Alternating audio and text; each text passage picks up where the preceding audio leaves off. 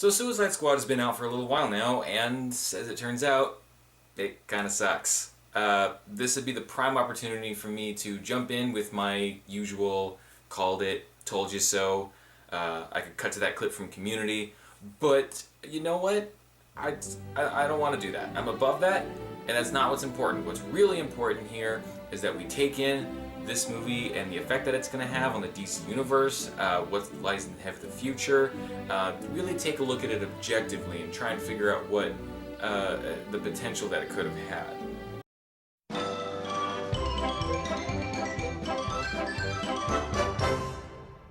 You know that friend that tells you the same story every chance they get? No matter how unrelevant it is to the current situation, they just love that story so much that they just repeat it over and over again, to the point where you can pretty much recite it word for word on cue. Well, that's pretty much what it's like to watch Suicide Squad. The movie is almost insecure as to whether or not you're watching it or paying attention to it. Every few minutes or so, it repeats the same information to you constantly to make sure that you're invested and that you're following along.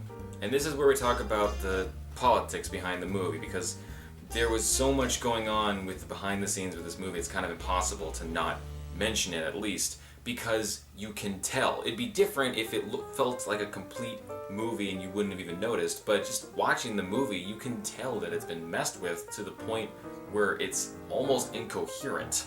And I think that that's kind of had an effect on the fact that characters will repeat the same information over and over again.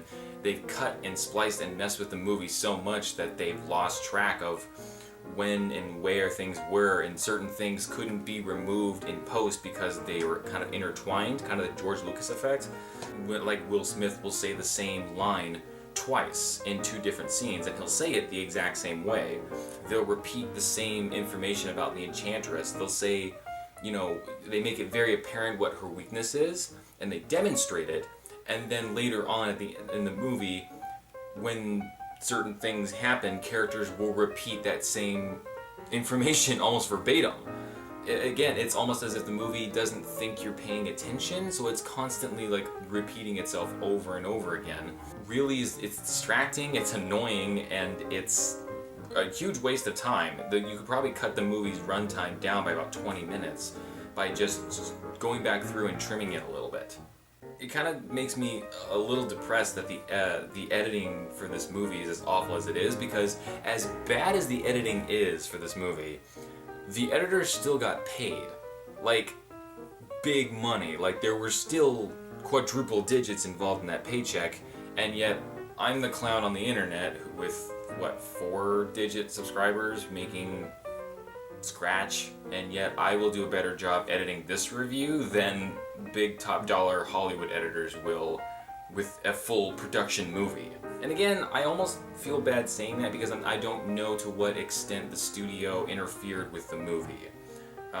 There's a lot of hearsay, there's a lot of finger pointing to the point where it's just noise at this point. Jared Leto has come out and said that he felt tricked into this movie because he didn't realize how little of an impact his character was going to have in the movie. And a lot of people feel that way too, though I still feel like trailers are not indicative of any at all what the movie is going to be like. If you've ever seen an M. Night Shyamalan movie, you should know by now that trailers are cut to sell seats, to sell tickets. They are elevator pitches. They are not necessarily going to be, you can have your expectation, but you need to be open to the possibility that what you're going to see is not the same as the trailer. And sometimes that's a good thing, if you have the right expectation, but you shouldn't go too wild with things, I guess. Before we get too far away from Jared Leto though, can we all just unfortunately agree that it's the most boring Joker we've seen before, compared to Jack Nicholson, compared to Heath Ledger, compared to Mark Hamill.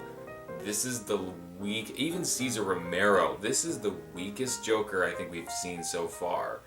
He's not all that threatening, there's nothing about him that's particularly funny, there's nothing, he's just trying to be a quirky gangster. There's nothing about him that ostensibly screams Joker to me. It's partially the script, but I mean it also partially is the interpretation, how he reads the character I honestly don't know if I would have liked seeing more of this Joker in the movie, because he's not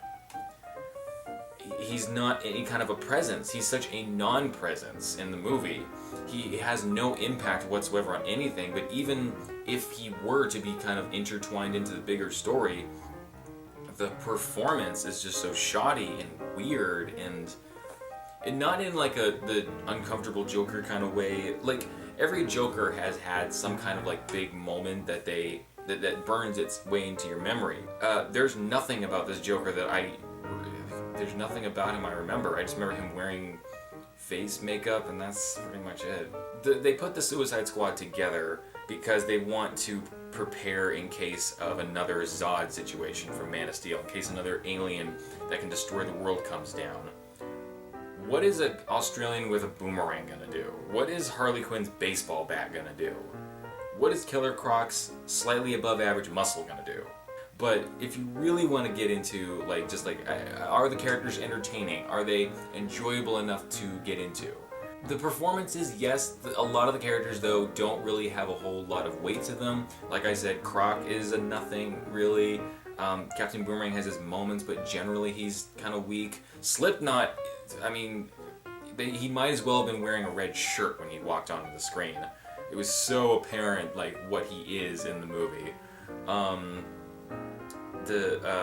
What's his name? Ben Affleck shows up as Batman, but even that, like, his 4 lines of dialogue are wrong, because, I mean, Batman lets a little girl take a bullet for him. She doesn't get shot, but she stands in the way of a gun, and he just stands there and lets it happen. This is not a good Batman. Harley is probably the closest. Deadshot is kind of close.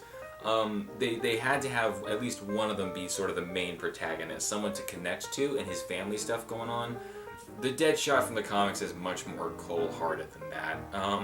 But I get that you need to have someone have a redeeming moment, someone for the audience to connect to. That's fine. Margot Robbie as Harley is charismatic and fun. Someone needs to write a thank you letter to Margot Robbie for wearing those pants for the entire movie, because God, that could not have been comfortable. The Enchantress is probably one of the cooler ones. She has some really neat effects with her, like, shadow cloud mystic stuff, but then at the end of the movie they get rid of that and they put her in this, like, bright crappy CGI overlay, and it looks terrible. It looks way worse, and to the point where I'm kind of like, she's not even all that threatening anymore. And there's a guy, Pyro or Diablo, I think it's Diablo, because that's the most, like, stereotypically, like, he's Hispanic and he has firepower, what do you call him? Yeah. He had his moments. He had some of the darker moments, and I did like that part. I liked the idea of one of the characters being very hesitant to participate. And then, of course, you have, what's her name? Amanda Waller, who's really supposed to be the actual villain of the Suicide Squad story. She's supposed to make the Suicide Squad, the actual killers and murderers and rapists, look identifiable by comparison. And she has her moments too, but in general, it's hard for us to take her seriously as a villain because she's so stupid. And she doesn't get her comeuppance at the end. She just completely walks off the end of the movie and is just gone forever. There's no resolution with her whatsoever. In fact, even when she walks out, Will Smith just kind of goes, "Shouldn't you be dead by now?" And then she just walks away. She's kind of an idiot because she puts this whole squad together to combat, in case we have another Zod situation coming in, but she picks a lot of people who are just, like I said, just kind of grunts, kind of just normal people. Harley with a mallet and a baseball bat. What's that going to do against Zod? Suicide Squad was initially put together to do the crap work that the government wasn't allowed to do, to kind of do the shady stuff. And in the movie, they have them saving the world. It's not something that Suicide Squad would really do. But you say it's an action movie, it's a superhero movie. How is the action? I want to go to see, just to be entertained and just see good action stuff. Honestly, it might be kind of bored, because a lot of the action in the movie is just soldiers shooting in the dark. The Suicide Squad goes in with a squad of soldiers, who, by the way, is who you really should be sending to save the world in a situation like this. But a lot of it is just kind of shooting over things and shooting in the dark and shooting completely identical looking cronies for like 15-20 minutes.